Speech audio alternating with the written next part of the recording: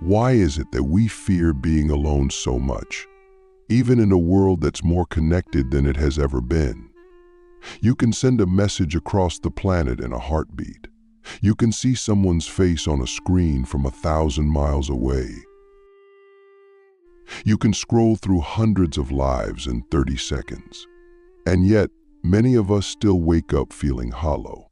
We confuse this hollowness with loneliness. But what if it isn't loneliness we're afraid of?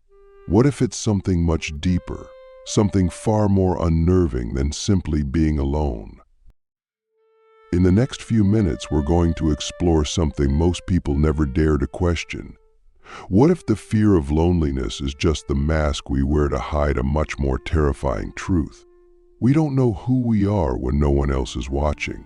We fear the silence not because we crave noise, but because in the silence, there's no one left to perform for.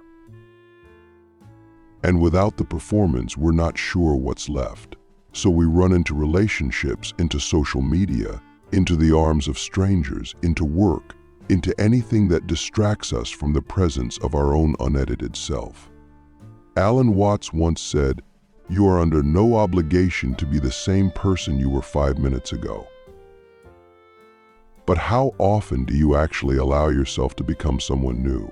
How often do we define ourselves by how others see us and then cling to that definition for dear life?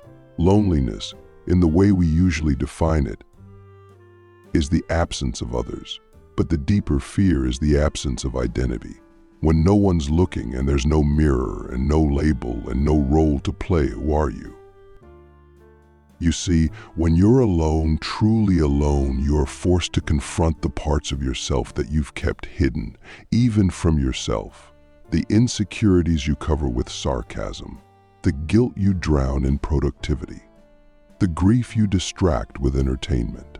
In solitude, all of these things rise to the surface. And that's terrifying, because they don't just rise, they demand to be seen. Most people aren't afraid of solitude. They're afraid of the emotional excavation that solitude requires. Being alone is not the problem. Being alone with yourself is. Let's be brutally honest. We build entire lives to avoid this confrontation. We fill our calendars to escape the silence. We stay in relationships long after they've run dry, because the pain of separation is less frightening than the pain of self-confrontation.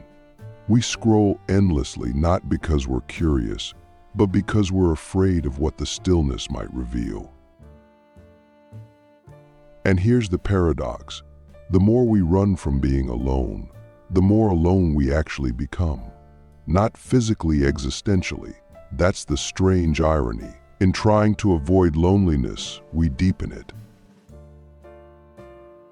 Philosophers like Kierkegaard and Heidegger spoke of this existential crisis, that moment when the self becomes aware of its own freedom and is paralyzed by it.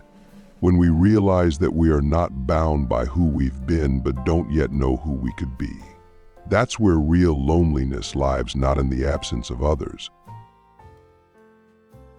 but in the abyss between who we are and who we are afraid to become. We fear loneliness because we think it's a void, but it's not a void. It's a mirror.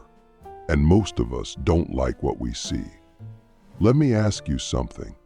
When was the last time you were alone without distraction and didn't feel the need to escape it? Not just alone in the room, but alone in the world. No phone, no music, no scrolling, no pretending. Just you. And did you meet someone you liked?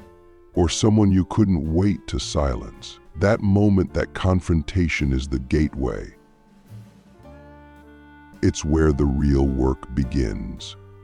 Because once you move through the surface level discomfort of being alone, you begin to touch something sacred.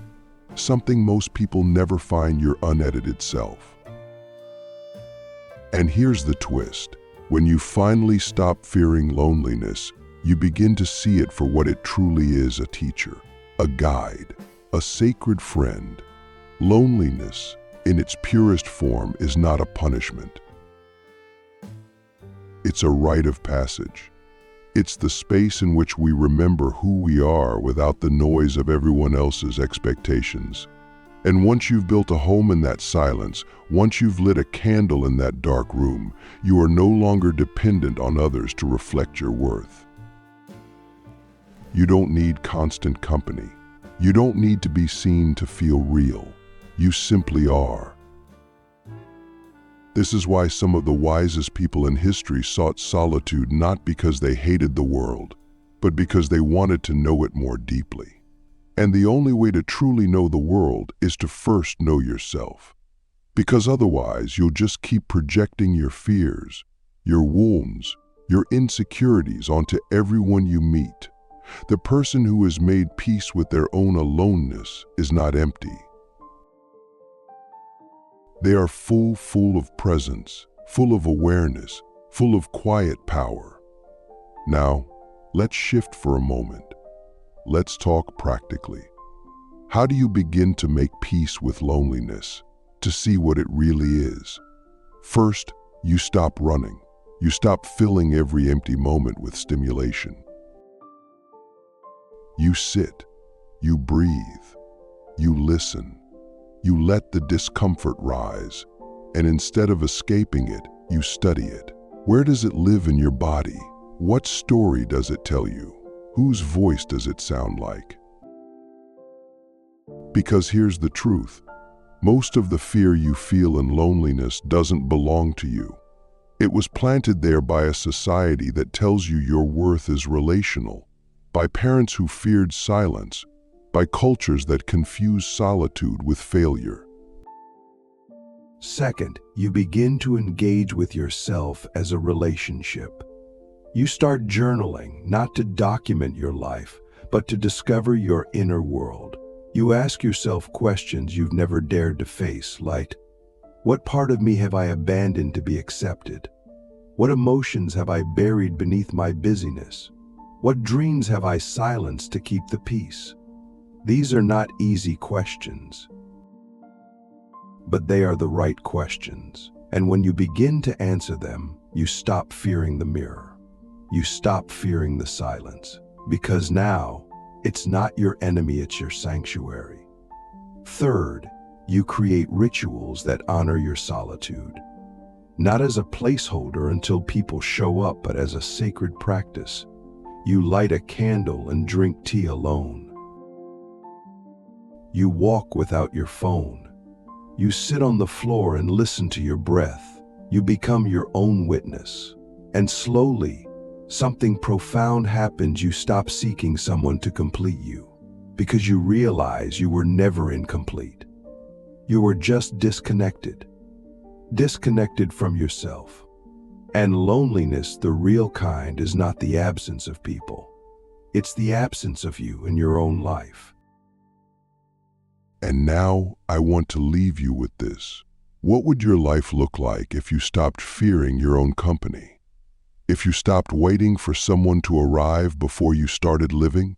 If you saw your solitude not as a punishment, but as an invitation?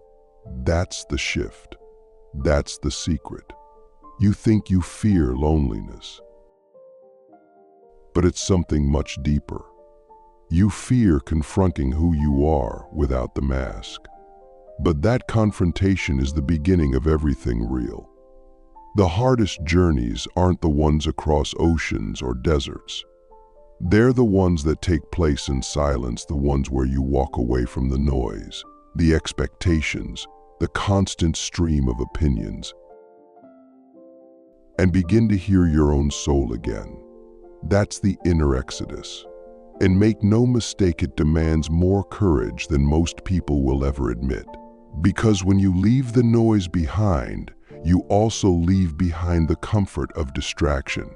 You leave behind the illusion of certainty.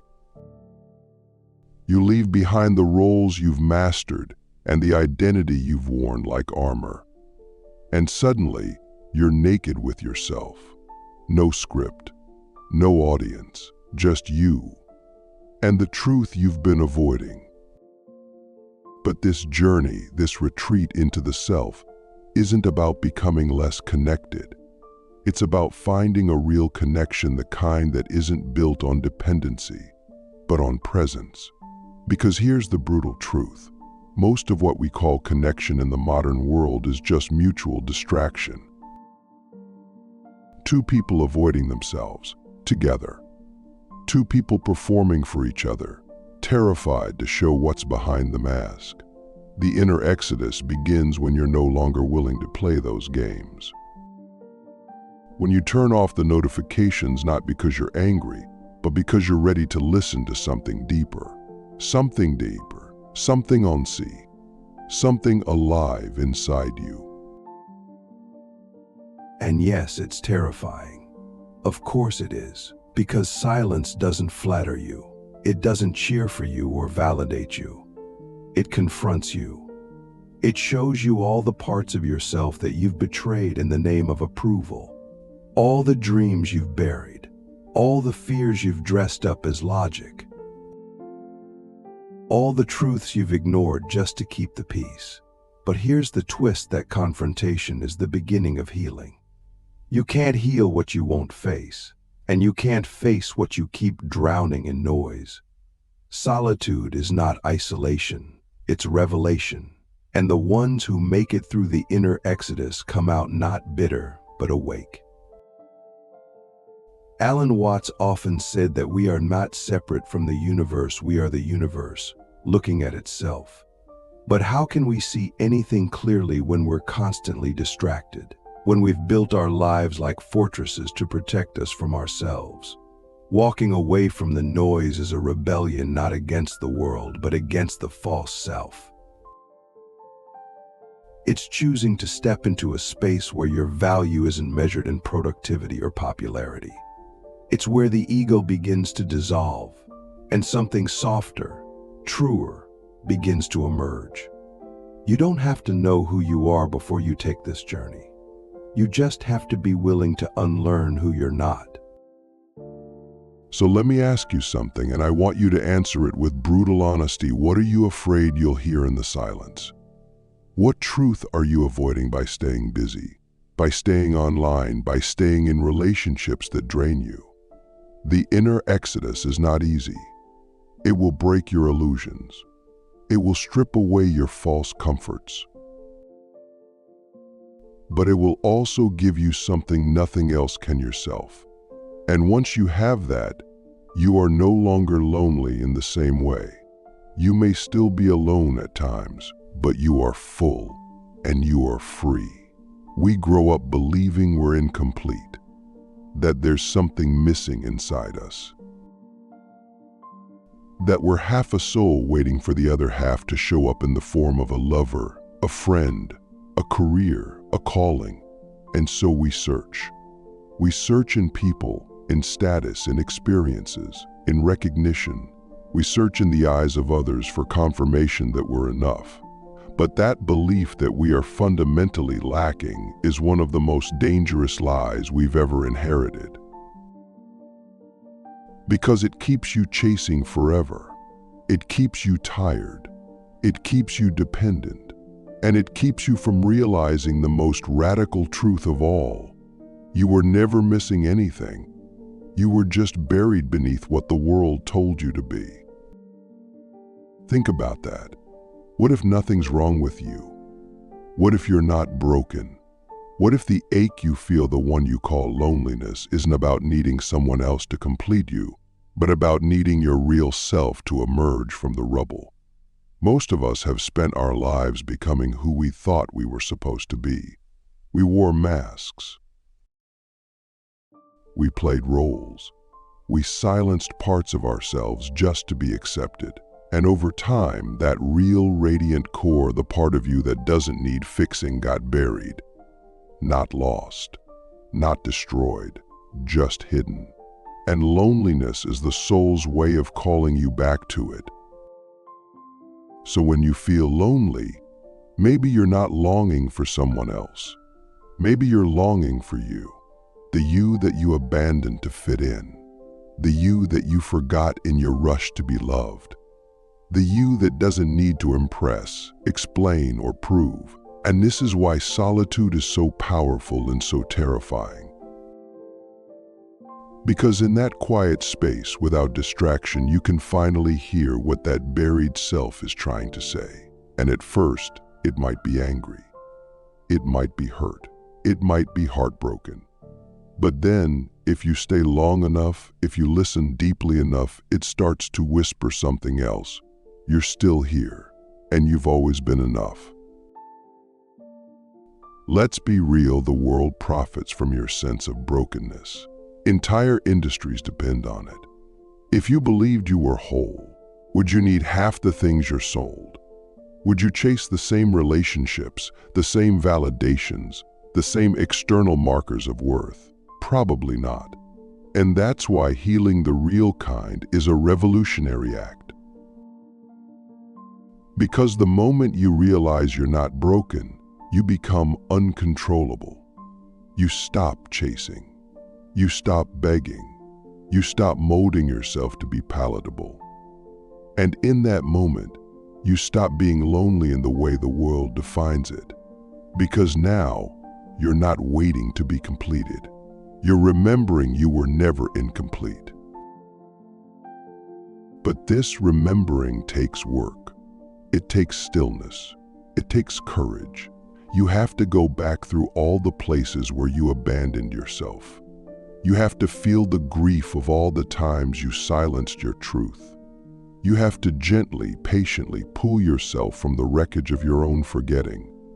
And no one can do that for you. No lover can save you from the task of meeting yourself. No friend can walk into your soul and hand you your wholeness. They can witness you. They can hold space. But the excavation, the healing is yours alone. And isn't that beautiful? That you get to be the one to rescue yourself. That the love you've been searching for might actually be waiting for you not outside, but within. This isn't a hallmark idea. This is deep, philosophical truth. Plato called it anamnesis, the act of remembering what the soul already knows. And that's what we're doing when we face our loneliness, when we walk through the silence. When we come back to ourselves, we're not building something new.